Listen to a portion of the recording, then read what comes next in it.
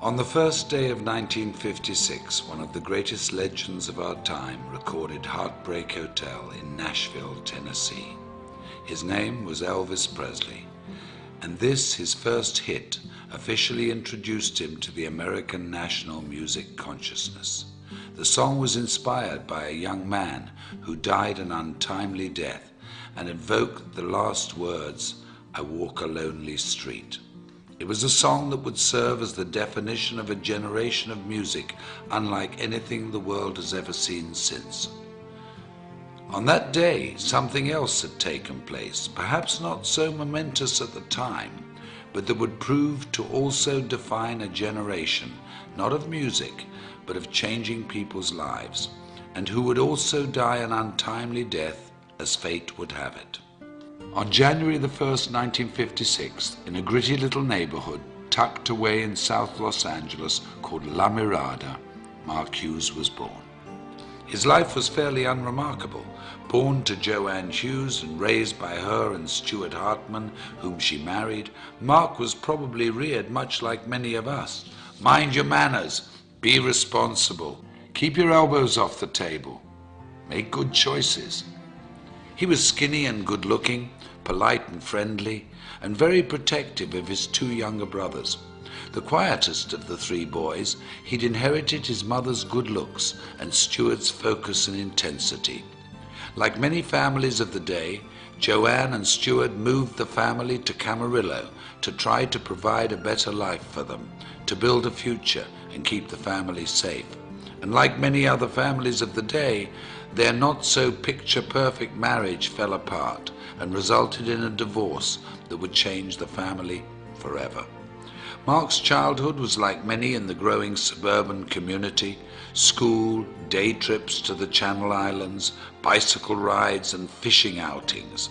That all came to an end after the divorce, and Joanne began to chase her youth, trying fad diet after fad diet. It was a scary time for Mark, and when Joanne became sick in 1969, when Mark was just 13 years of age, the family returned to La Mirada. They lived with her parents, Mark's grandparents, Lawrence and Hazel Hughes, who took the family in and took care of them as only family could. But despite their best efforts, and with Mark's never-ending grief, Joanne died of complications from the deadly combination and steady use of weight loss and sleep aids. Mark was only 19 years of age. It was then he decided he would make a difference in the world, with his mother as his beacon, and the goal of preventing what had happened to her happened to anybody else. While fundraising for a California youth group, Mark had found his calling. He was charismatic, charming and persuasive. He'd even convinced then Governor Ronald Reagan to part with $500. And with the taste of success in his mouth, the goal of changing lives through better health as his objective, the idea of personal financial freedom, and the memory of his mother in his heart, Mark Hughes entered the world of direct selling and network marketing.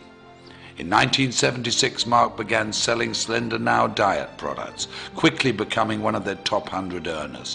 When the company collapsed in 1979, he sold exercise equipment and weight control products for Golden Youth, another direct sales organization. And when Golden Youth also failed, Mark decided to start his own company.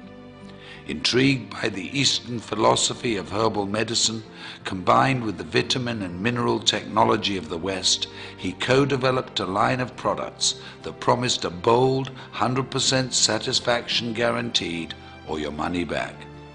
At 24 years of age, Mark Reynolds Hughes, having taken his mother's maiden name, introduced Herbalife in the United States and single-handedly rewrote direct selling history.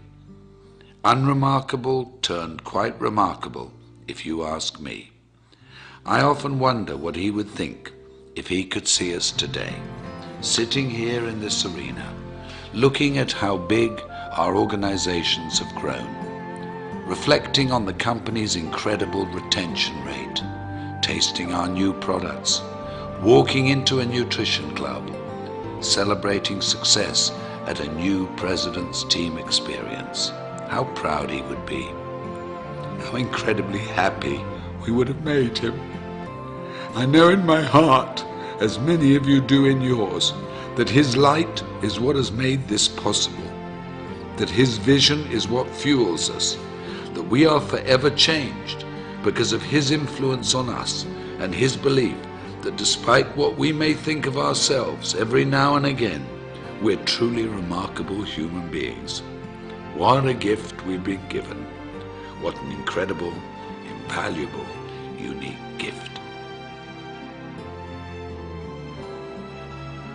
I had this incredible dream when I wanted to start the Herbalife company that we could help people lose weight and we could help them do it safely, and they would have not just hope, that they would have reality